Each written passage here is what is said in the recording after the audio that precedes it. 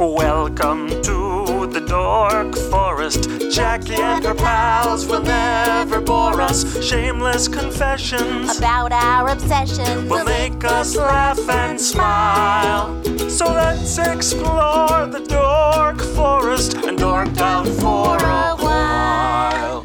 Happy New Year! Hi, I'm Jackie Cation. You're listening to the Dork Forest.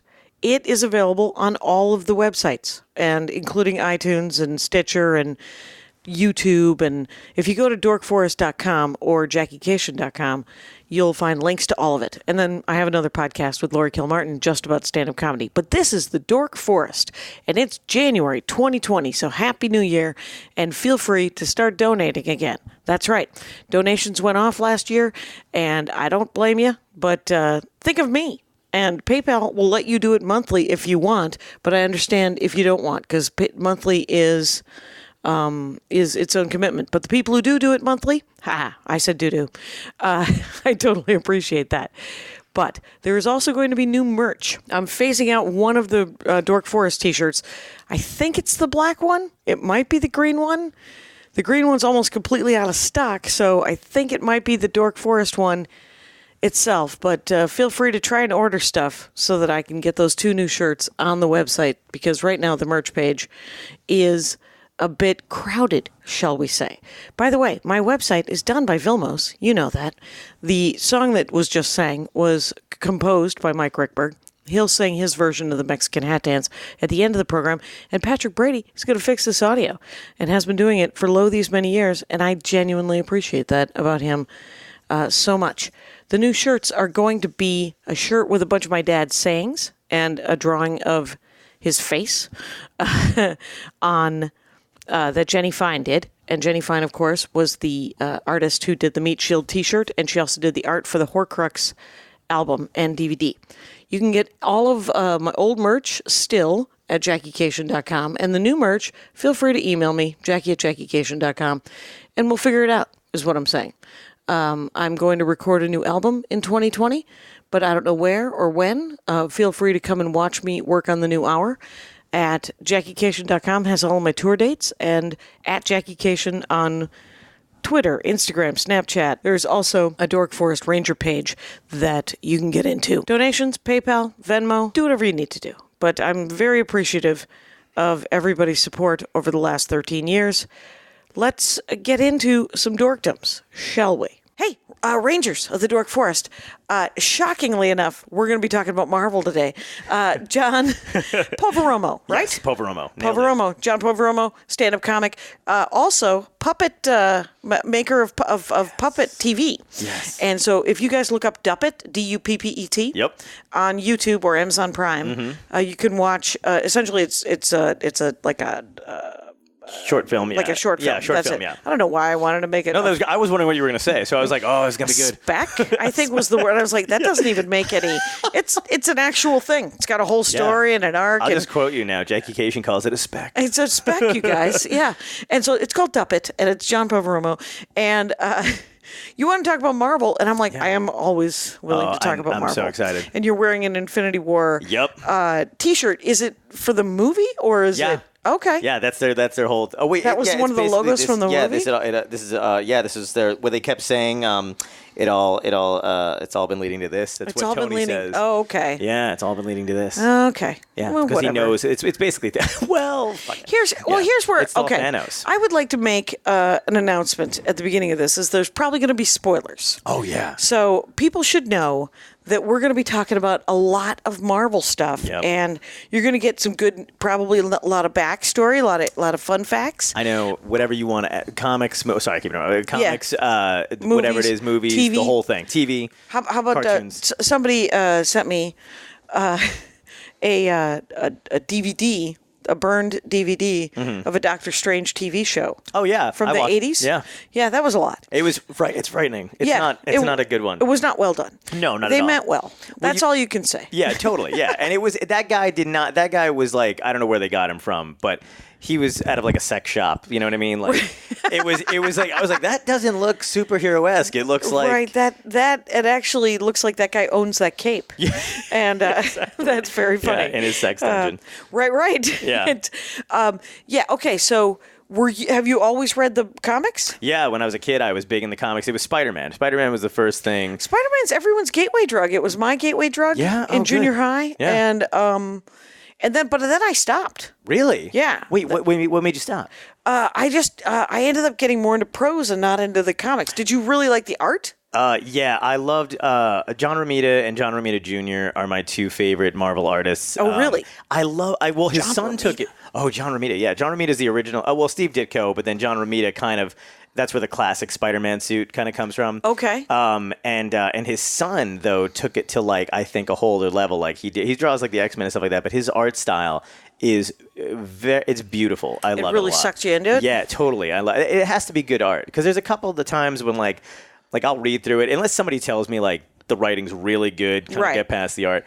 I'm very picky about how cartoony it looks. Okay. So, you don't like it particularly cartoony? No, I think there was a style for a while that was going around. I think it was Peter Parker's Spider-Man when they had whoever was drawing it. I mean, it was cool, but it just wasn't for me. Like it was very like bend. You know what I mean? Like very very cartoony, very bendy. Kind of takes me out of the whole thing because it. Okay, because you like the idea of it looking more. I read one comic book.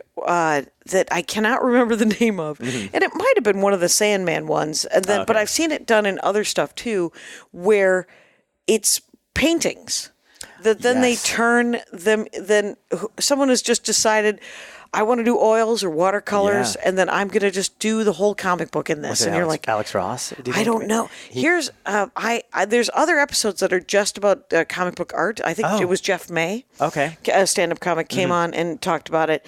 When I was reintroduced into comic books, it was in 2003. Oh, okay. And so I've been been reading since 2003. Nice. And I've been more reading by writer than artist. Oh, okay. Is it's been explained to me by one Andy Ashcraft that if you started in the 70s and 80s and 90s, it was all about the artist, and the artists were famous. Right. The writers were not particularly famous. Right. Yeah, that's absolutely true. And J. Michael Straczynski is one of my favorites. Well, I kind of like I fall out of touch every now and again with the comics because there's so much. Right. And then I wind up cheating. I wind up doing a thing where I'll just get the compilation by the time it comes out at the end, like the whole. Right. Yeah. I know people who can't read them anymore and just read the synopses. Oh, wow. Just to keep up with the canon. Yeah, I try to do that. Yeah, because there's especially crossovers, you know? It's one of the reasons why the Avenger movies, the original Avengers movie is one of my favorites. Yeah, me too.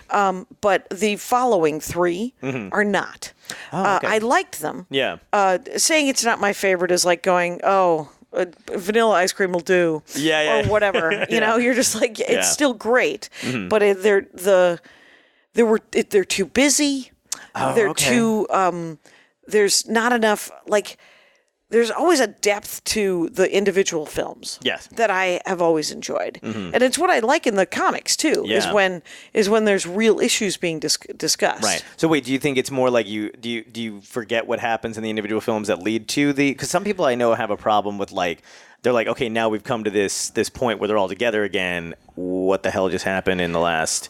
In the last one? Yeah, where I'm like, so Endgame versus Infinity War. Sure. Or did it go Infinity War and then Endgame? Makes sense. Yeah. And but I remember because in the midst of it all, there was all this Civil War business. Yeah. And so Endgame was entirely, not entirely, but it felt like it was a closure of the Iron Man Captain America story. Yes. And they were definitely the two driving forces of what was going on. Yeah. Of what was going on and how it all sort of so I like it when Ant-Man is one of my favorite of the series because the stakes are much lower and and it's Paul Rudd. He literally just wants to hang out with his daughter. Yeah, exactly. And, the world's not going to end. It's it's amazing technology that could kill the world. Right. But he really just wants to hang out with his kids. Yeah. Yeah, his kid and his, and to sort of get his shit together. Yeah, and you saw the second one, right? Oh, yeah. That was fantastic. It was outstanding. That was even when the whole beginning scene when he's playing with his daughter and he's got everything set up and he's under house arrest. This is it. I'm good. This is right. You just keep doing this and then right. And so that's what draws me into the comic books too, is that sort of real humanity. Well, that's Spider-Man, though. That's Yeah. why you're drawn to probably Spider-Man in the beginning, because he's the most human of all the superheroes. He's got rent trouble. He's trying to hide stuff from his aunt. He's got girlfriend trouble. That was the guy you identified with more than anybody else, because if he could do it, you can get bitten by a spider too. Right. You know, Right. you're Could like, have been any of come us. on. Yeah, exactly. Did you ever wonder why Spider-Man was so broke all the time when he was like literally a scientific genius? Yeah. I was like, get work, man. Stop delivering pizza. Exactly. Yeah, I'm like, why are what you is he- snapping pictures of yourself? I think Stop it. I always thought about the. Come on, stop taking selfies. It's a little vain at this point. It was. Yeah, the original selfie guy. Oh yeah, totally. I know, and the best at it. You know what I mean? Who else can do it well? I can't even do it while driving. I've tried, so it's a little risk. That's why I have these grays in my hair. Oh, they're hilarious. He was. I always thought about that too, and then I just kind of wrote it off as like, all right, he can't take a real job like that just yet because he's Spider-Man. So he feels like that obligation outweigh. He's gonna have to quit. He's gonna have to leave. Right. I think he got like assistant. I don't know why I'm like going over his career history. No, because that's fascinating Yeah, to me. he got like he was working as an assistant to a bunch of other guys who wound up always turning out to be supervillains anyway. Right, it was Doc Ock, right? And and Norman Osborn. Norman Osborn and the Lizard. Right, but it always felt like those Connors. were unpaid internships. Yeah, they were. Well, back then, yeah, Right. I guess. Yeah. He's like, and to this day. And to this day, That's still what made unpaid. them supervillains. Yeah. And you're like, come on, pay How your did he interns. not go evil? Yeah, exactly. And Yeah. But yeah. So was that what is that what got you? You weren't much into DC? No, I wasn't much into DC, but I did like Superman. I liked the Superman and Batman were the two guys. Batman's always a Marvel character that got stuck in the DC universe. Like that to me is so it's written well, it's in depth. You know what I mean? Like he's got all these problems. He's dark. He's brooding. Yeah. He's not as like every DC superhero is way overpowered.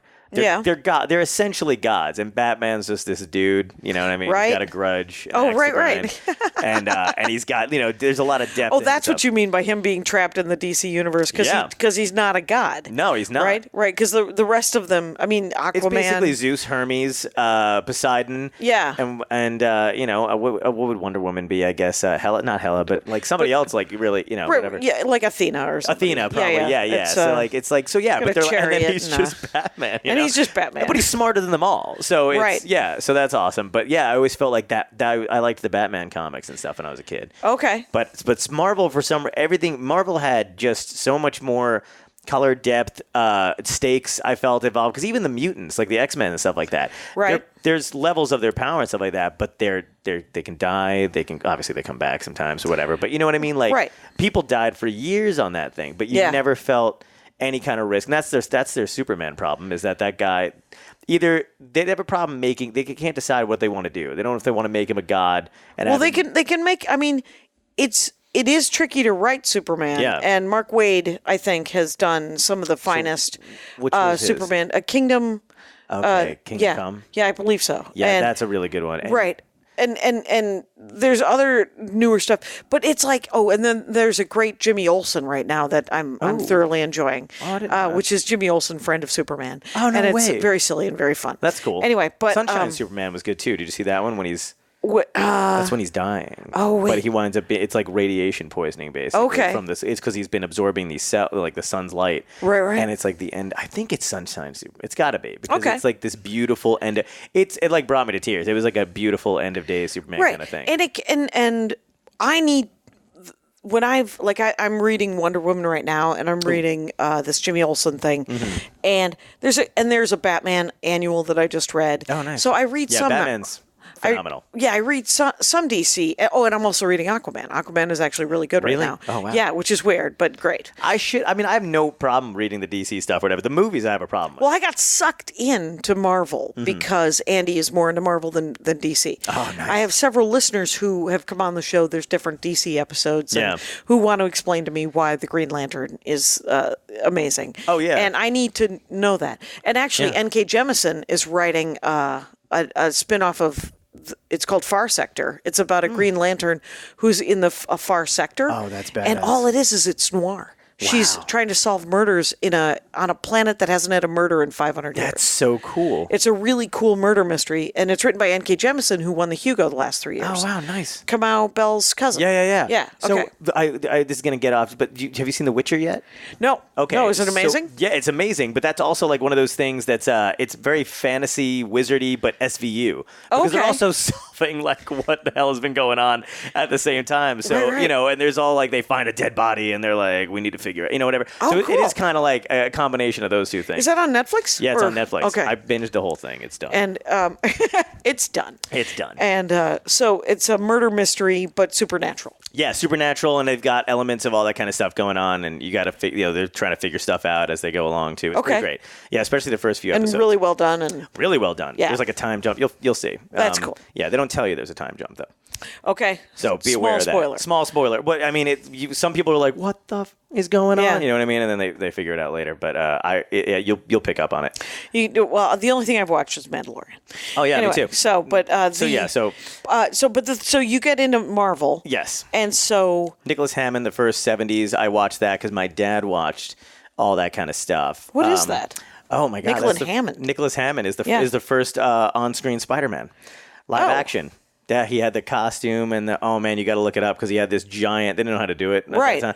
But he has this giant silver bracelet thing. Yeah, which for is the shooters. web shooters. Yeah, and it's so good. I had it on VHS, and I think I taped it off TV when I was a kid, and I used to watch it. But I used to watch those. They were on TV for a while. Okay. And he could do. They really did some cool stuff. It was like the climbing on the wall, but the wall's flat, so he's doing this. Sure. But it looks so cool to me. It looks right. It still looks right. And then at one point, my dad, when I was a kid, he said he met Spider-Man. This is all Spider-Man related stuff. Okay. When he said he was in Brooklyn at the time. We were in Arizona, and he sent me he got an autographed card because he saw Spider-Man in a Toys R Us. Okay. And he was signing things, so he bought me a card and he put it in like one of those plastic things. So huge cool. Spider-Man fan for all because I thought he was real. Yeah. Well, it's very well. Why wouldn't he? Why wouldn't he? You were a child. Yes, exactly. And I didn't know. It was yesterday. It was. Did you like the current movies? Yeah, I do. I think Tom Holland's the best one that they had. Yeah, I think he's really nailing it. Yeah. And I thought that Michael Keaton, as the Vulture, really fixed the Vulture. Yeah, totally. Because the Vulture was kind of lame in the comics. 100%. And you're like, no, it makes sense why he would, because he's not really evil until he is evil. Yes, exactly. And he's essentially been ripped off, and he's like, and then he decides to sort of do crimes. Yeah. And then, which you're like, not cool. Yeah, exactly. But, like he's got a family, so I understand that kind of dynamic. Well, I mean, you see the trajectory of bad life decisions. Totally. And then he becomes a supervillain. Right. And it's sort of, I love that sort of arc. And Michael Keaton did such an amazing job. When he gives that speech to Parker when he's in they're at like the abandoned warehouse or whatever, and he's trying to be like, they're not like they're not like us. They're ghost guys sitting in their towers or whatever. And at first I'm sitting there going, stop making sense to me. You know what I mean or whatever. And then Spider-Man kicks it. Right. Yeah, but right. I mean, there's a you got where he was coming from, right? Yeah. It was for the first time you were like, it wasn't just a madman in a Vulture outfit. And he used the Vulture outfit to do things. Yes.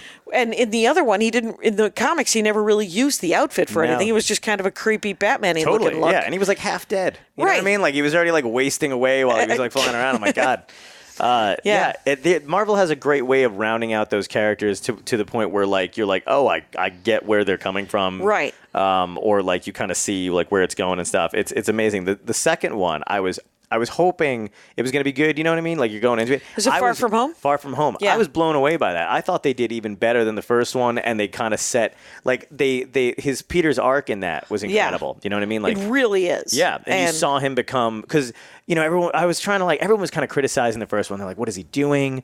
He's like running through the street. I'm like, no, that's like. He's a child. Yeah, and like that's Amazing but that's like the early Amazing Spider-Man. Yeah. Those are right out of the comics. Him getting to a point where he can't use his webs. Yeah. And he's got to like run across like the town, whatever. That's all Amazing Spider-Man. Falling out of a tree, the whole thing. Like he doesn't know how to do any of that stuff. Yeah. So if you're reading the early Amazing Spider-Mans, that was right out of the comic books. Oh, that's awesome. Yeah. So people were like, he doesn't know what he's doing. I'm like, no, exactly. He's learning. Yeah. Yeah. Yeah. That's so great. And to see him come to the end of that second movie where he's like.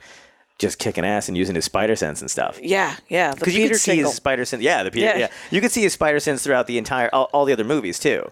So like, I mean, people were like, "Where is it?" I'm like, "Well, no, he's got it, man. If he's dodging something, or if he's, if he's getting hit, it's because he's not good." There's at it just yet. not a lot of not a lot of talk about it. Yeah, that's because all. they did all the slow motion stuff you can do. And How great was it that we didn't have to suffer through him getting bit by the spider again? yes, or his uncle killed him. Right, or his uncle You saw dying. the suitcase with the initials? I'm fine with it. I'm good. I get it. Yeah, there's stuff. Yeah. And Aunt May being not 100 years old I know, is God. outstanding. I never, even as a kid, I never understood why they were so old. I was like, how old is this? Parents? Who are they? Maybe they're not, whatever. But like, Aunt May was like 96. Right. It's like, have you seen you've seen Hook, obviously. Yeah. I'm trying. What, the Robin Williams pirate movie? Yeah, Robin Williams. Yeah, All Hook. right. I love Hook. So I love. You're yeah. age appropriate. That was the perfect. You're right in the sweet spot of that changing your life. You're like pirates. Yeah, exactly. Yeah, pirates. Come on. So like, but Maggie Smith, who plays the grandmother in that, I always thought she was old, and then she was in, the Downton Abbey and Harry Potter. Yeah, she's been old forever. Exactly. That's what I think of Aunt May. Though. I'm like, this woman has been 96 for years now, and good for her. But there's an actress named Thelma Ritter, and in the 30s, she essentially was born looking 40. And so she's in Miracle on 34th Street. Oh, okay. And she's probably in her early 30s. Right. Or even late 20s. She looks 40. Right. She's also in the 50s. She plays Doris Day's maid in Lover Come Back or some one of those Rock Hudson Doris Day movies. And she looks 40, but she might be 55. Okay. And then I think she's in something in the early 70s or late 60s. Right. And she also she's probably in her early 70s and she looks 45. Wow. And she's just a person. Yeah, I got to look her up now because I've seen the Rock Hudson. I got to see who that is in Miracle on 34th Street. That's crazy. She plays the mom with the kid who wanted the train. Oh yeah, the truck. Okay, yeah. She's like, Mommy wants to talk to Santa for a second here. Oh my anyway, God, yeah, that's her. crazy. Yeah, she does look. That's insane. Yeah, she always looks. There's people like that just. I'm always just like, oh, they've been the same age, and then all of a sudden it's kind of funny because they'll take a turn, and then it's just they age instantly, which or is they happen grow to me. into it, and Yeah. there's just no. There's nothing. You can't call it. No. Anyway, but I don't know. The lesson here is you can't call it. You can't call it. Just Yeah. keep just hoping you get work. Right. And but yeah, I loved. I mean, I guess let's just talk about the movies. Sure, just that's fine, because there's so much good. Mm-hmm. Like they only did, Spider-Man and Hulk. Yeah. Back in like the 80s and Right, 90s. yeah. And those were the only Marvel movies. And then X-Men. And those Yes. first couple of X-Men I really liked. Me too. And First one the was first one yeah. was actually nailed it. Yeah, 100%. It was my I could not believe that it was that good and that my superhero, you know what I mean? Like Yeah. the first one that came out that was like incredible. I don't know how many times I watched that film, but I loved it. And then It's the so- second one being better than the first one, nuts. That Wolverine jump at the end, you know what I mean? Like they nailed every character. See, Nightcrawler was one of my favorite characters when I was a kid. Bamf! Yeah, I had a kid steal my Nightcrawler action figure from a grocery cart when I was because I used to take it everywhere with me. That is brutal. Yeah, I was pissed. Yeah, I bet. Yeah. It's and it was Hugh Jackman just did such an amazing job as Wolverine. The best. And Patrick Stewart and Ian McKellen Yeah. just they were those characters. Absolutely. The problem is when they go back in time. I mean, I even liked. The thing is, you can't. There's not going to be an X-Men movie that I'm not going to like parts of it. Yeah, same. Right? The Cuban Missile Crisis, the fact that it was about Chernobyl, Yeah. the fact that it was about the Cuban Missile Crisis, Right. Deadpool shows up. Yep. You're just like, this is all just magic to me. Yeah, totally. I love the way they combined all and that the stuff. casting on it is almost always amazing. Yeah. And they tried with the new X-Men movies, and I like all of those actors. Yeah. But they weren't as good No. as Patrick Stewart. I'm glad and you Ian said that McKellen. too. They weren't. The X-Men Days of Future Past. Yeah. I loved that. But Yeah. the one thing I didn't like about it was, and it was, so Bryan Singer has a bit of a problem with action. Mm-hmm. He had finally the disposal of the Sentinels at his command. Yeah. But there was no real good battle scene. It was either the X-Men in the beginning getting slaughtered, Yep. and it was people you didn't care about fighting them. I mean, I Right. knew who they were, but like if you were outside of that Right. realm, you didn't know who Warpath was. You didn't know who Blink was. Who is you know. Warpath? Warpath is Thunderbird's younger brother. So Thunderbird is an X-Men character from the 80s who ended up dying. Okay. And then Warpath is the one that Was Thunderbird in the Alpha Flight? Nope, Thunderbird wasn't in Alpha Flight. That is Injun Joe, I believe. Okay. I could be wrong, and it sounds if I say that and it's not it at all, I don't know where I got it from. I think that's him. There was a character named Injun Joe. We're so sorry. We'd like to apologize. This is how we'd say we're sorry. Yes. But Alpha Flight, so they were all kind of separate. I think the Alpha Flight guys, I don't know. So, Alpha Flight came first, I think. I can't remember. But so Warpath was Thunderbirds. But what's Warpath's powers?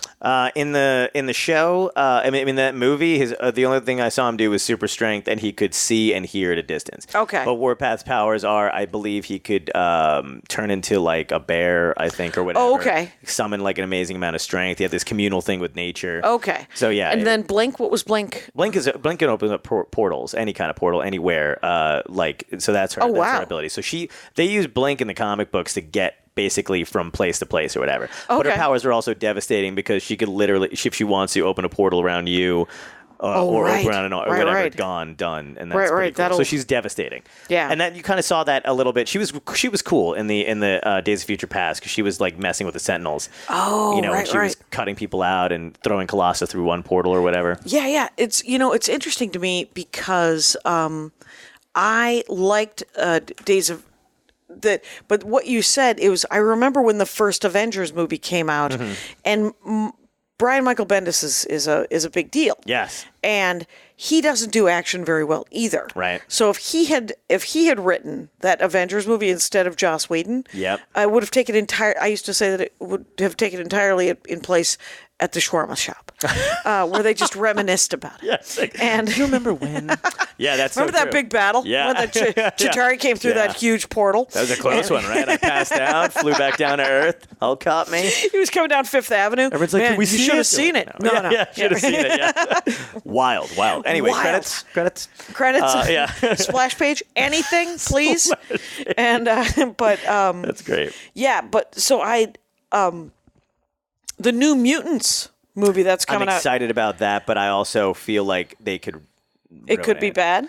Yeah, I don't know who's doing it. Me neither. And I heard they went through. That was another thing too. There's so much like mystery around it because they were like trailer coming out, not coming out, reshoots. Okay. Never coming out. Oh, we're going to put it on as a series. We're going to do it in parts. They cut that thing up a million times. And I've even read some interviews from the actors. Yeah. And they're like, we don't know what the fuck is going on with our movie. So it could be anything. Yeah. They're like, I don't even, they were like 12 when it came out. They're 38 now. I have no idea. Right. They've been working on it for too long. I didn't even know they were making it. Yeah. And so there's, that is scary. Because it looks scary and cool. And I was Doctor Strange 2 is supposed to be it was supposed to be first they initially said a horror movie, and then of course Feige kind of doubled back and was like, well, there's going to be elements of that in there, some scary stuff, but overall it's not. And I was kind of disappointed because I really want them to take these characters and blend them into any genre you can. I don't care, Western, Right, the Venom.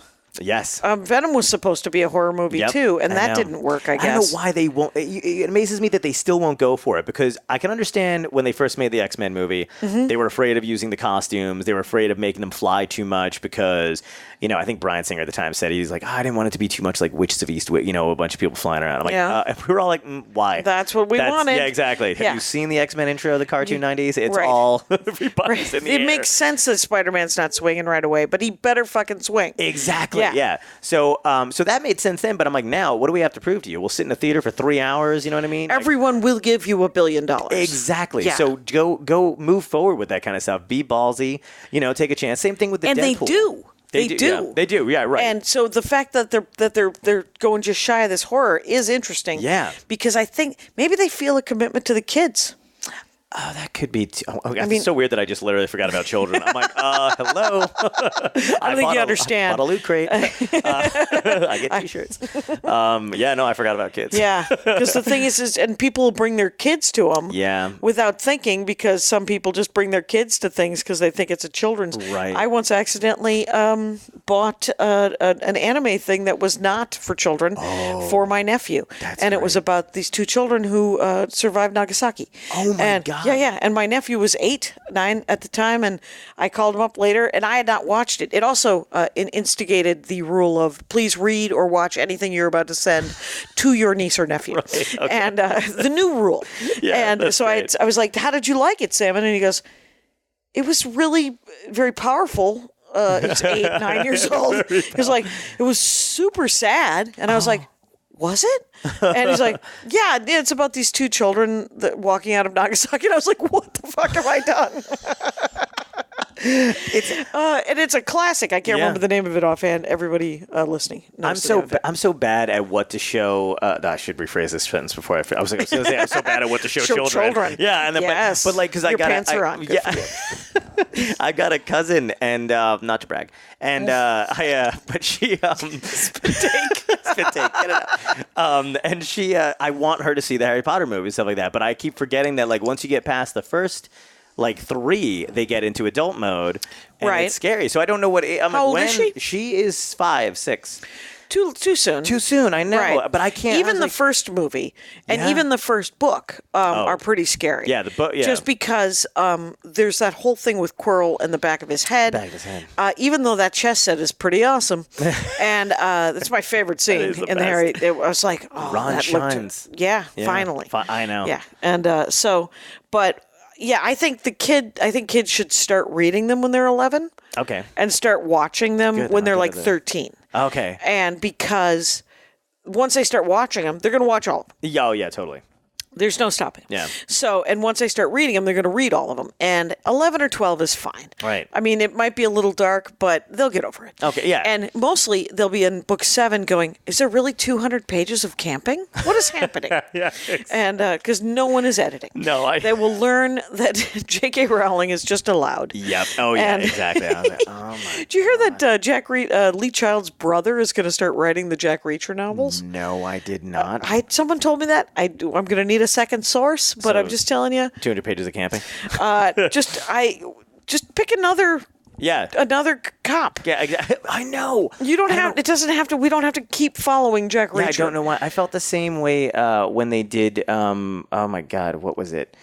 Like the new Charlie's Angels movies that came out. That's like it's like you could have had them be any. Why does it have to be fucking Charlie's Angels? It doesn't. It doesn't. That would have been a great. It was a good movie. I didn't. But I was just like, but it could have was been. it? Well, yeah, I know. I was like, I did not see it. Yeah, I went with it on a date. Oh, fair enough. Okay. Not to in an effort. In an effort. Yes. I was trying, and it didn't work out. And it was okay. Yeah, it was okay, but it was but I was like, this could be anything. It could be anybody. It could have been any characters. You could have made new characters. You could have started a whole new franchise of badass women if you wanted. But they went with, and people like like. Okay. Charlie? Yeah, who's Charlie? Yeah. What are we doing? And everyone, and nobody's 100 years old who knows who fucking Charlie's Angels is anyway. So the weird thing is, let's get back to Marvel. Sure, I will tell you that Deadpool was great. It was amazing how great it was. Yep, because it could have been Porky's. Like it could have just been. Wow, that was a good voice. I mean, it could have been something just The Hangover 900, right? Yeah, exactly. It could have been just shitty, dumb jokes, and the fact that Sony made it. Yep, I know. Is admirable. Yep. You're like, okay, so you can do things. Yeah, that was the only Sony movie that didn't look like a Sony movie because they all have that flavor, like the Venom movie. Yeah. That was a Sony 2002 movie. Did you know? Like I felt like when I was sitting there watching it, the quality and everything else, I was like, oh, this is Sony 2002. Cool. Why are we still doing this? Yeah, exactly. I'm like, God, whoever's deciding their fucking layout is just they gotta, you can do. But the Deadpool was amazing. I thought it was interesting that Josh Brolin got to play both characters in 2 different. Me too. You're like, there are other actors. I don't I mean, he did a good job in both of them, but he looks like Cable. He looks more like Cable than he looks like Thanos. Totally, yeah. Anyone could be Thanos. Yep. And but it would be. I think he really nailed Cable, I thought. He did. And everything about him. And it's weird now that there's time travel in all the movies now. Yeah, it is kind of weird, and I don't know how I like the way Endgame did it. I did like the way they kind of did the time travel as kitchen table time travel. Yeah, kitchen. Yes. It's just like Iron Man going, yeah, I got a free afternoon. I'll just invite time travel on my dining room table. Is that exactly, all right? Yeah. And then, oh my God, I know everything he was saying, like flip the, and I was just like, I don't know what the fuck is going on right now. But I looked all that stuff up, and it actually, like, okay, so good they had references? References the whole thing. Yeah. Okay. And I watched this thing Neil deGrasse Tyson did on the whole thing when he was like, no, that's actually a thing. It's a like, thing. Yeah. It doesn't work yet, but right, it's yeah, a thing. exactly. I like it's all theoretical and stuff like that. So I'm always like, oh, that's pretty cool. It's like whenever I read a Michael Crichton book, I'd be like, this guy did some homework. Right. Well, yeah. I mean, as long as the theory, I like that there is the good theory. Yeah. And did you? One of my favorite things in the new Spider-Man, the current Spider-Man, is Edith. Oh my God, I know. Even dead, I'm the hero? Yeah, even dead, I'm the hero. Yeah, that's so amazing. And it's Parker's just like, yeah. That was great. just so perfect. Yeah, it was. It's awesome. Nice little way nice. to leave It was a little wink to the Iron Man. Yeah. And so, but yeah, time travel. We were talking about time. Yeah, the time travel thing. I like the way they did it there. The X-Men Days of Future Past thing was kind of cool too. I kind of got, they had to send Wolverine back because he's the titular character, and that's what you're going to do. But it was originally in the did you read the comic? Yeah. Oh, yeah. So, yeah, did you like it? I liked the storyline better because I liked seeing an older Wolverine. You know what I mean? Right. I liked this one, too, but I thought I still didn't see any reason why they had to do it, that way. Right. It would have been cool to see a younger character kind of take the mantle. Yeah. Because then they could have just made Pride, more. Who is the, she's the kid. You know what I mean? It's like right. So that would have been amazing to see that. But because it sounds like you were it was Spider-Man and X-Men. Yep. Is that really got you into it? Totally. Who's your favorite X-Men? Oh, I gotta say Nightcrawler.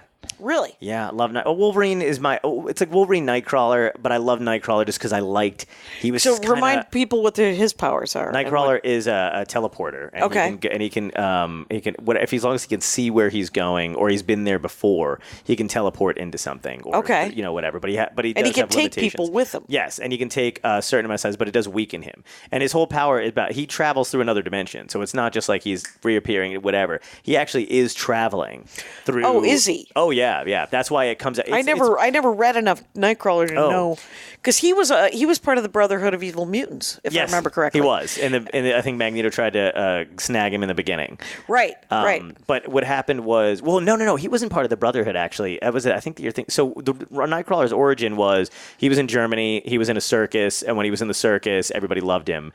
But the villagers in Germany didn't quite understand what was going on, and they would hunt him down and they would chase him with sticks, or whatever. And then Xavier wound up recruiting him.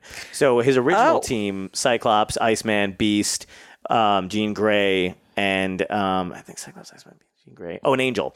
Okay. They wound up going to fight this island, and as you do, a whole island. It was alive, and they, it was 1980. Whatever. Sometimes there's a bad island, you guys. You gotta go. You gotta go tell an island to keep it together. One minute you think you're on vacation, next minute you're getting swallowed whole. You don't know. So he goes. So Professor thinks he's killed. The Professor thinks he's killed his team, right? Okay. And that he's doomed them, and he's having like this existential thing. But then he goes and forms another team. Okay. And that's when Wolverine, Nightcrawler, Colossus, I think Rogue, and Warpath come into play. Okay. Or no, Thunderbird, because Thunderbird ends up dying then. So, they're all... Is this Chris Claremont? Who wrote this? It was Chris Claremont, I think. Okay, yeah. And they... so they came together then. So, it was Nightcrawler was Circus. Circus and then... Abandoned by Mystique. Professor X. Yeah. Okay. So, and then abandoned by Mystique. Yeah, he was raised by two people in Germany called the Wagners, Kurt Wagner. They ran a circus. Yeah. And then... So that's why he got his name, Kurt, Wagner. That's why his name's Kurt Wagner. But then he found out later it was Mystique's child, and she abandoned him because she was pretending to be somebody else to get with this wealthy dude. Okay. And then she gave birth to Nightcrawler, who was all blue. They realized she was a mutant, and she ditched him in a river. Oh, my God. Yeah. So, and then there's some kind of other stuff, too, in between there where this other guy, Azazel, who's like... So they go into this other stuff. I think it was like early 2000s or something like that. And they had it where this guy was like looks just like him, but he's all red. He's like a devil, basically. Oh, okay. Which is what they always used to call Nightcrawler, like a demon and all that yeah. shit. So they think this guy is like ancient, one of the first mutants. So they're assuming like angels and demons were around, but they were mutants back then. And Okay. people thought they were heaven, hell, that kind of thing. Sure. So yeah, exactly. You So can that's do whatever you want in a comic book. Exactly. So it doesn't even matter. Deadpool was married to the queen of the monsters. Anyway, so Exactly. Yeah, and then destroyed by Thanos, and then resurrected, and all that other shit. Sure. Yeah. So he went through that kind of thing or whatever. So I don't know exactly where they're. I think Mystique slept with. I don't know. She's been around forever too. So I don't know if she boned Azazel or some shit, and then she kept it from him. But they kind of retcon that a little bit. But yeah, he travels through a whole other dimension, and that's why when he bamps back into wherever he is, it smells like a fire. Oh, because he's gone through some garbage dump. Yeah, of basically. a dimension. Yes, exactly, and that's actually where Cyclops' powers come from too. They're concussion blasts. They're not lasers. They don't emit heat. They don't burn anybody. Okay. They're just incredible. So like which by the way, I read this physics book about it. Like it wouldn't actually work. His neck would snap. Okay. Because so when he opens his eyes, he's actually emitting energy from another dimension. This is dimension with limitless energy. Okay. So it like that's why it's such a force, because it's like kind of building up wherever it is. Okay. It's no one they haven't explained it yet, because they're one of those things. Has it always been this concussion thing? Because yes. I did hear on Twitter once, it was I was watching some argument between Gail Simone and a bunch of people about how if it was heat based or laser based or if it's concussion based. Is he got his? So what do the glasses do? I think they're ruby quartz glasses. So this is, by the way, this is all comic book science. This is awesome. Yeah, this is all, so I don't know if I'm talking like I know what. Well, so in the comic book world, they're ruby quartz, and they're the things that his visor is made out of, and his sunglasses are made out of, and they keep them. They keep the concussion things at bay. Okay, so he's allowed to. He can open his eyes basically, and they don't. And it doesn't release all that energy. Right, it doesn't. For some reason, it blocks the other dimension from coming through his eyeballs. Exactly, yeah. And then the visor helps him focus into a thin beam, a large concussive blast, like if he's fighting like Juggernaut or whatever. Yeah, so he can, or like a Sentinel. So if he wants to take off its head, he goes kind of like rotates. Oh, right. Away. Yeah, I know. I did the note. He can widen how big the absolutely. The That's why in the first X-Men movie he does a little thing and he blasts that thing off Jean Grey's face. Yeah, and everyone was like, hey, wouldn't he burn her? And I was like, no. But it is weird because in some comic books, I guess people kind of forgot that. Yeah. So you would see like he would do something with his optic blast like in a wall, and you would see like steam coming off. Yeah. Of it. But by the way, I always thought, well, there's still, if it's a concussive blast and it's a huge force, at some point there's friction from whatever you're doing. So maybe there would be smoke or would be just at least rubble. Little bit, a little bit of heat dust. or something like yeah, totally. So so there's that, and then so there's a couple mutants like that have these otherworldly powers or whatever, and like that's when you get the Doctor Strange, like Scarlet Witch. So she... Yeah, I get her mixed up with several other people. But talk to me. What is Scarlet? Well, the thing is that the drawing of a lot of the women characters in the 90s and 2000, they all looked alike. Totally. And I was like, okay, she's got big hair. Yeah. And all right, nice outfit. Okay, so I'm going to need... nice outfit, big hair, nice outfit. Yeah, I'm going to need more info. Yeah, one is red, one's green. Don't know their names. Yeah, black hair, brown hair, red hair. There's two that look... she looks exactly like another character, except that one is red, one is green. So Polaris and Scarlet Witch are both children of Magneto. Okay. As well as Quicksilver. Okay. And they didn't know that originally, but they found that out later. But that came out. Yeah, that came out later. And then they tried to retcon it where they weren't, and then they switched it back to where they were. So what is Polaris's powers? Polaris has very similar powers to Magneto. She's able to control magnetism almost on the same level as her dad. Okay, and then Scarlet Witch. Her powers went through a variety of different like mutations, basically. But like in the beginning, she didn't know how to use her powers. So they were. I think, oh my God, it was chance, basically. I'm saying it. I know it's something else, but they... Right. So luck. Something like that. So like she would... if she was fighting somebody and she focused her powers on something, it was like chaos magic, basically. Yeah. So, because that's a real thing. So, the chaos, don't you? Chaos magic. Dr. Ian Malcolm and talks about it a little bit. It's all in there. Too funny. So she would like, if you threw this glass at me and I had her powers, it would turn into like a duck. You know what I mean, or whatever. And she would be like, "Oh, that's weird, but all right." You know what I mean? So she would fight it that way. And then it became more like she trained with Doctor Strange because her powers could tap into like his stuff. Oh, okay. That's sort of the dimensional kind of. And then she became unstable and out of control because she lost her. She could have children. Bitches, man. That's why. It's classic Even Jean the Grey robots. Phoenix. Totally. You're just like, too powerful. Yeah, too powerful. bitches, man. Gotta be taken out. Captain Marvel. Meanwhile, every dude is out of their goddamn mind. He'll be fine. And Sentry. I was thinking the same thing. I'm like, that fucking lunatic. Right.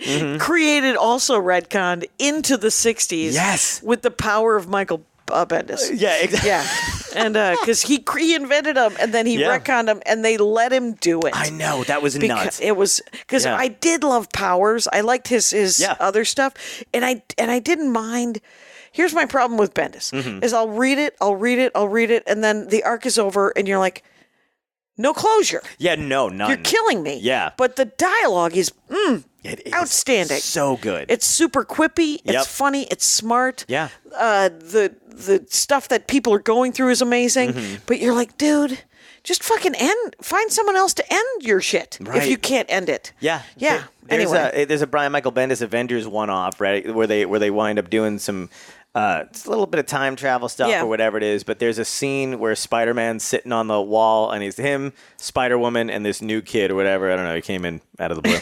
I don't remember his name or whatever, and he's gone now. So like something happens with the time rift or whatever's going on, and like the different version of Apocalypse comes from Age of Apocalypse. Okay. And they're fighting his horsemen or whatever. Yeah. And one of them's look like a spider looking dude, but Spider-Man doesn't really notice it or whatever. So they're quipping back and forth or whatever, and then it's after the battle, and Spider-Man's just hanging there, and Spider-Man goes, "Wow, you really handled that really well." And he's like, "What are you talking about?" He's like, "Well, that was clearly you working for Apocalypse in the future or whatever." And he goes, "Oh my God!" And then one of the guy goes, at least you're still alive. He's like, "Is that a joke?" I've never read that one. Oh, you got to read it. I love it. Yeah, I actually read that one every now and again just to go through it. Spider-Man, one of the best because I like the funny stuff. Yeah. It's blessedly funny. Yeah. Have you read all the Marvel team-ups? Because those are good from the 80s. Those are the only ones I read. Oh, really? Yeah. Oh, good. Yeah. But him and Beast used to crack me up. I have they're two of my favorite ones from the 80s. Okay. And he teams up with the Beast when he's working with the Avengers, and Beast gets knocked out. And for whatever reason, because he's an Avenger now, everybody loves him. So Spider-Man gets hit. He's like blasted through a building. He's on the ground or whatever. Beast gets tapped and he's on the ground, and all these supermodels like run over to him, whatever. And Spider-Man gets up and goes, "God, why couldn't I have been bitten by a blue radioactive gorilla?" I'm like, it's so good. Right. And you read this stuff when you're like 13 or 14, and you're like, this is genius. Yes, exactly. That made me laugh when I was a kid. It made me some of the stuff that made me laugh. If you don't read The Hitchhiker's Guide to the Galaxy sort of at the right time, right, you're like, oh shit, I already know what sarcasm is. I know. And if there's just a window where you have to read it, yep. because I can reread Hitchhiker's Guide anytime now. Yeah, exactly. Same with sort of Ready Player One, and I read that 4 years ago. Yeah, no, I know what you mean. But I think I could. It was a suspension of disbelief that I thoroughly enjoyed it. Yeah, Big Fish I read before the movie came out or whatever, and I liked it. Yeah, and I love that movie too. That's awesome too. And I was going to say the other thing too about these movies that they're getting their power levels right. Yeah.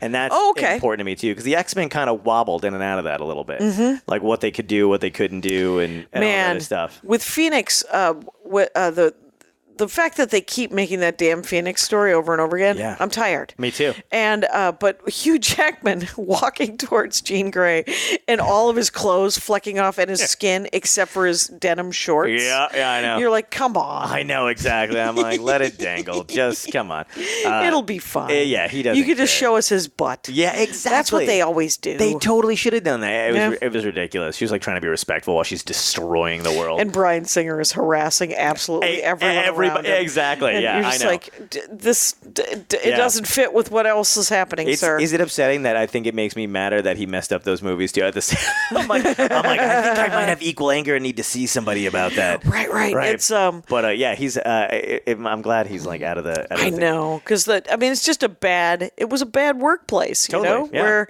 you're like, I don't actually care how good you are at this. Oh, no, I know. And they booted him off of one of them, didn't they? Which one did they? Because he was starting to do it, and they were like... I think it was the last Phoenix one. Was it? Okay. Yeah, it might have been. Because they brought in... That's right. Oh, my God. I'm blanking on his name. But yeah, they brought him in instead. Did you see the last Phoenix one? I didn't. Because parts of it were good? Yeah, parts of it were good. I'll tell you this: it wasn't even like it was I loved when they trashed it because they were hilarious comments all over Rotten Tomatoes. I mean, I was dying, but it wasn't as. It was like, oh, this is a movie. Okay. Yeah, okay. Yeah, sometimes cool action sequences. Right. Sometimes it's just an action movie. Totally. Right. I mean, my favorite action movie the last couple of years has to be Mad Max Fury Road. Oh, yeah, totally. Yeah. Yeah, I mean, absolutely. it was, and one of my brothers watched, he said, it's a car chase. And I was like, yeah, it's Mad Max. I don't know what you were expecting. I don't care. It's like seeing Fast and Furious and not expecting them to be in a skyscraper in Hong Kong and then head out a window. Yeah, or to have Vin Diesel break the concrete with his foot.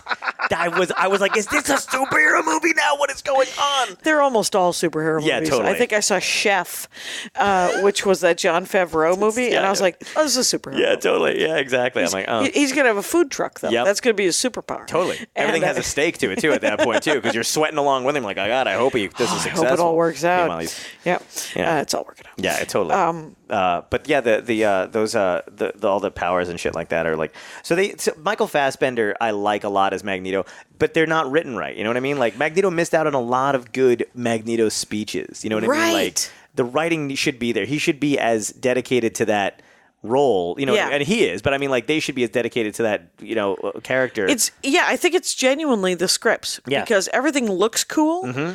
And the casting is right, but some of the casting has been so amazing. Yeah. Where there was an article, I think it was in Vanity Fair or in the New Yorker, with the woman who owns the casting agency, and she has done the casting for all of the MCU. Yeah. And you're like, you're a genius. Yes. Like someone who looks at Mark Ruffalo and goes, oh, Hulk. That guy, Hulk. Yeah. That's going to be the one. Yep. And I thought Jeremy Renner was so great in the beginning. And I mean, to some extent, and there's 15 movies, right? Or whatever? 22. 22, that's right. There's 22 movies. So to say that there aren't enough, that they didn't use enough of, like, there was no Black Widow movie, there was no Hawkeye movie, there was no... and no new Hulk movies. This is garbage. Yeah. Yeah, it is true. But they were busy. They were busy, yeah, totally. And also, they couldn't. I was like, they can't make a Hulk. But Hulk was locked into Universal. They almost had a better, but now they've got him back. Marvel just acquired Hulk and somebody else. I don't know. Oh, really? Yeah. So whatever Universal own now, Marvel owns that again. Okay. So the only one they don't really own is Spidey and Venom, right? And that kind of stuff. But yeah, even the whenever we're talking about Marvel movies, like me and my friends or whatever, I'm always like, you start off at good, like. They're never bad. I've never been like, that was atrocious. It's always good, and how much better is it going to be? Even Hulk with what's-his-face. Yeah, Ed Norton? Ed Norton. Loved it, yeah. I thought that they did a really good job with too. it. And it was, it had that sad sack version of the Hulk that I'm not entirely on board with, which is why I liked Ruffalo better. Me too. But I still thought it was well done. Yeah, me too. Yeah, and what else? Iron Man 2, Iron Man 3. People who didn't like the whip guy. It was Whiplash, Mickey Rourke. Mickey Rourke? Yeah, that was great. I loved it. Me too. Yeah, and the thing is you watch it the first time and you're like, it's super cartoony. It's a comic booky, right? Which is what I'm looking for in a comic book movie. Yeah. And then the second time I saw it, I was like, oh no, this is intense. Yeah. Yeah. People hated Age of Ultron in the worst possible way. Like, they really didn't like it. And, I mean, I remember watching it and going like, okay, like, I could see what was going on. But now after, like, I've seen it again. And I was like, oh, I really like it. Yeah. And then I'm like, and then I've seen it again. And now watching the rest of the Infinity War or whatever, and you're like, holy shit. They were, that all makes sense. It all has a through line. Exactly. And the only thing that I wish, because Michael Douglas is such a great Hank Pym. Oh, yes. To have given... I mean, they just gave everything to Iron Man. Yeah, they did. They're like every error, every all tech, all weird, and because Ultron is Hank Pym's, and I know. And they don't address a couple of things. They don't address Iron Man's alcoholism, right? And they don't address, and it's so funny because when I was told that Hank Pym was a domestic abuser, I was like, okay, let's talk about what you mean. Like, he took one punch at her in 1979, right? Which has haunted him for the next 40 years. Yeah, which caused him to split personality. His role, like he can never, he's got identity crisis. Right. There's no redemption. I mean, it's like it's like the worst of Me Too. Yes. Yeah. Exactly. You're like, no. Hank Pym is a weirdo. Yeah. And he lost his temper and had a did a horrible thing. Totally, yeah. And she should totally leave him. Right. But maybe he goes to anger management classes Right. and it doesn't ruin his career. Yeah, totally. Or not career, but like drove him mad. It did. It drove him mad. Like, yeah, he had like 4 or 5 different iterations of his own being, and it was Ant-Man or whatever, Yellow Jacket. It was because it wasn't originally a villain; it was him. Right. And then, but also, let's not forget the Wasp boned Magneto. Right. So she's got her bad boy issues. Right. It literally was So rogue. It's almost cartoonish how they blew it out of proportion. Oh, I know. Yeah, totally. You would think. and for me to nobody listening thinks that I'm defending domestic abuse. No, of course not. obviously. But Right. that's the only clip they're going to get from that's it. Jackie. That's going to be it. Cation that, and she's against Israel. Weird. But the insanity of.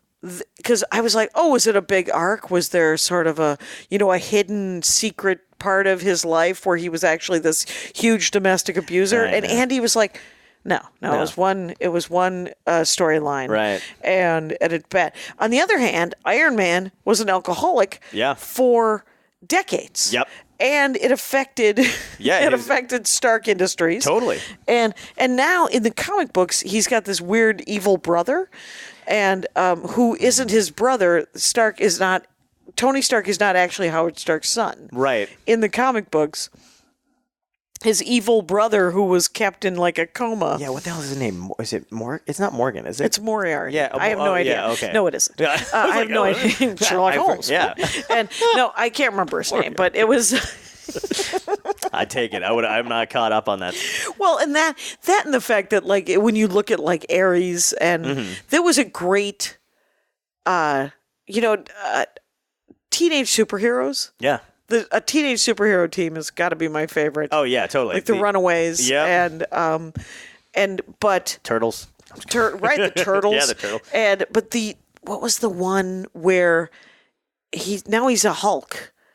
Hulkling. But it wasn't Hulkling. Oh. It was Amadeus it's Cho. Amadeus Cho. Yes, he's now that. Yeah, Yeah, that's right. Amadeus Cho, the smartest man in the world, Right. Until Moon Girl came back, Right. and now she's the smartest girl in the world. Yep, yeah, and she's a exactly. dinosaur. And she's. I know. I'm like. And I read the first arc and it was good. Yeah. And then nobody's been writing it in a way that's really grabbed me. Okay. But that's because we have 40 comics. Oh, okay. That our pull list is ridiculous. Yeah. So if you want to read something that's fun Yeah. and hilarious, it's you got to read oh my God, it's the Punisher. I'm blanking on the name. It's the Punisher as Ghost Rider. and he's he's Galactus too. Galactus. Yeah, and it's with Galactus makes him Because he's a herald, herald but of he's also Galactus. the Punisher, Yeah. and he's also Ghost Rider, Rider. and it's Frank. Isn't it the yeah, Punisher? Yeah, it is the Punisher. It's Frank Castle, and he I goes heard back. it's amazing. It is amazing. And Who's writing it? So fucking funny. I'll tell you who's. I forget because I bought those, and then I go to do this thing in New Hampshire. I go to this comedy club, Curly's. It's amazing. And then really? Yeah, right around the corner. You got to go. Yeah, Curly's Comedy Pardon Club. me while I write down. Yeah, no, please. Curly's Comedy Club. You're gonna love this. We should go. Okay. Anyway, sorry. Okay. I'm just talking. So, Curly's Comedy Club, and then around the corner is Jetpack Comics. Okay. And the first time I went there, I got a because I have a book out of I draw cartoons, comics, and all other stuff. You guys, I'm talking with John Poveromo. Poveromo, yeah. Poveromo. And it's at John Poveromo and johnpoveromo.com if you want to see a stand-up comedy, by the way. Thank you. So I got this book out or whatever. I got to do a book signing at Jetpack Comics. Yeah. And these guys were so nice. I've gone back 4 times to headline and then to do the thing. And every time I come back with drawings and whatever. And but they got me into all this stuff. They're the ones who got me into the Frank Castle Ghost Rider thing. And then they were like, "This guy's." I was like, "This guy's so funny." Who's the writer? And then That's right. I know. I should know who the writer is because I just started getting into all his other stuff too. Right.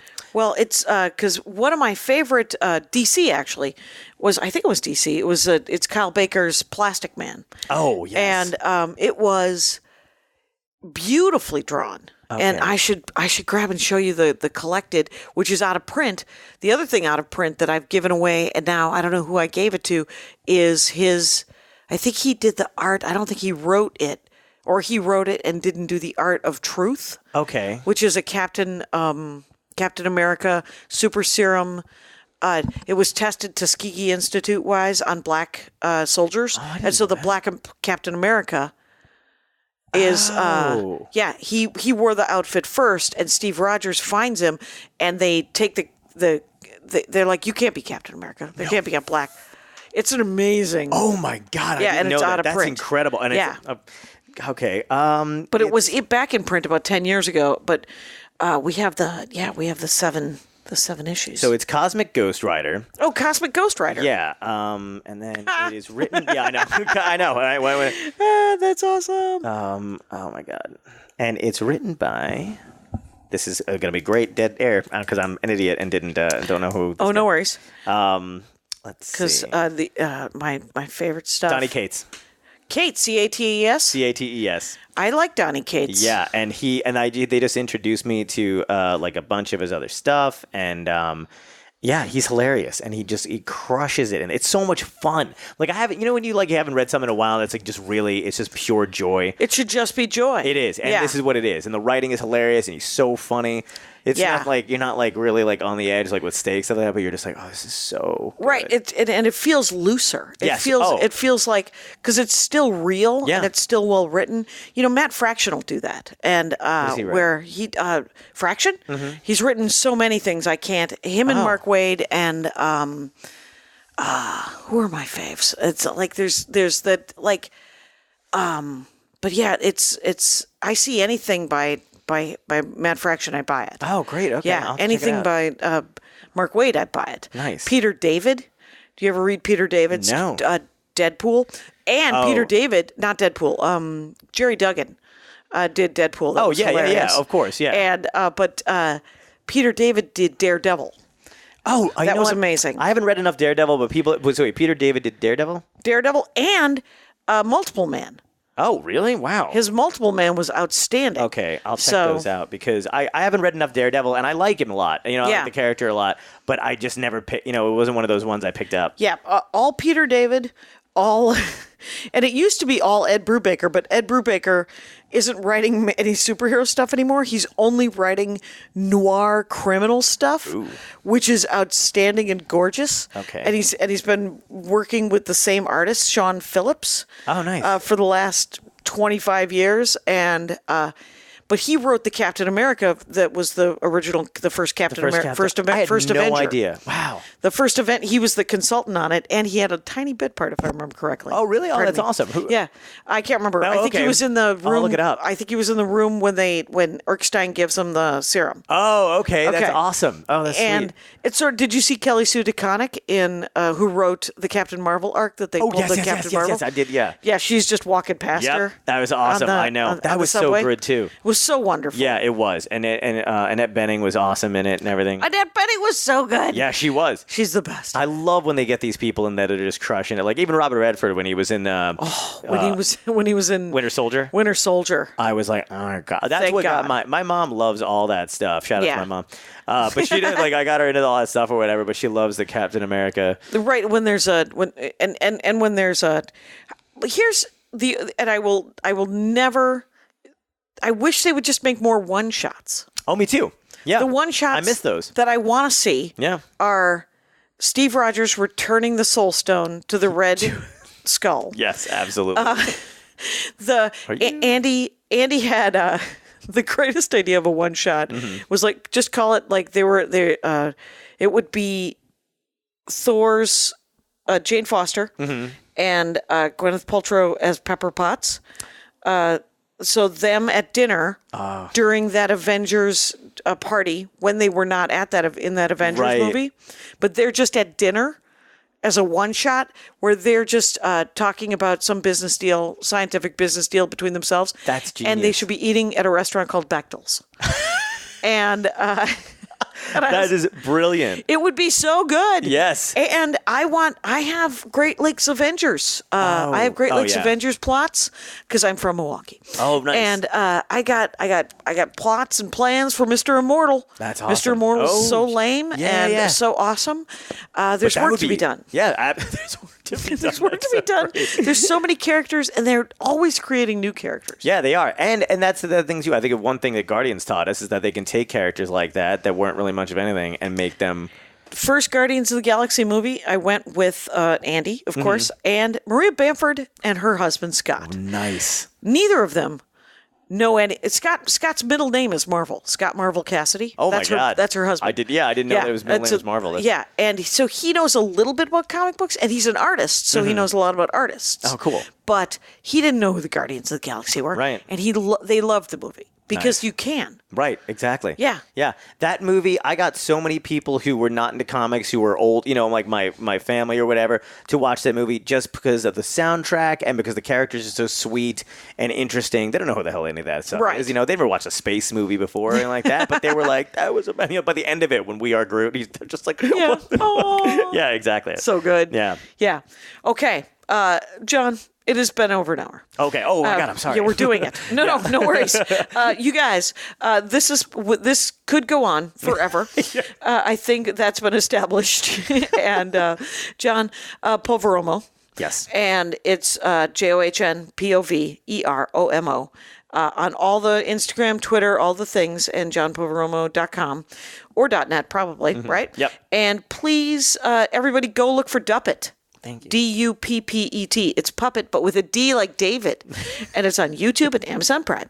Thank you so much for doing the show. Thanks for having me. I had a blast. All right. I'm going to shake your hand, Shake and your then hand. I'm I going to did say that. this. Rangers, you remember the rules out there. Take care of each other. My hat, my hat, my hat. They're dancing around my hat. My hat, my hat, my hat. Well, what do you think of that? If it looks like a Mexican hat dance and it sounds like a Mexican hat dance, it's most likely a Mexican hat dance. So take off your hat and let's dance. Yay! Oh, my God. Why don't we just call that as the end of the show?